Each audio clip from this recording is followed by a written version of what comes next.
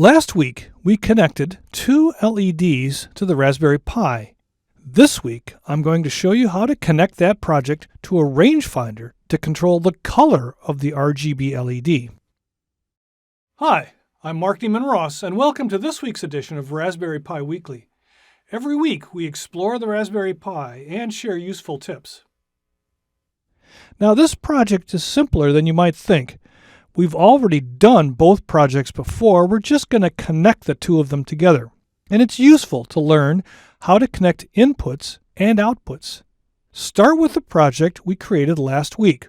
It has two LEDs connected to the Raspberry Pi.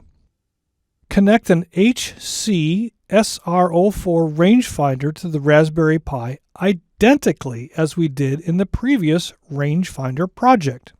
You may have to move some connectors around to make room. Boot up your Raspberry Pi, then run the code from the rangefinder project to test the rangefinder, and run the code from last week to test the LEDs. If all the connections work as expected, we're ready to move on to some code that shows how to connect the rangefinder to the LEDs. The code for this week tests the LEDs, then the rangefinder, and then demonstrates the connection. The value from the rangefinder is shown in the shell and is fed to the green channel of the RGB LED. When you get close to the rangefinder, the single LED will start to pulse rapidly. Play with the controls and the values a bit to see how this changes. Thanks for joining me for this episode of Raspberry Pi Weekly.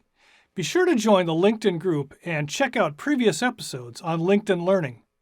I'll see you next week with more Raspberry Pi adventures.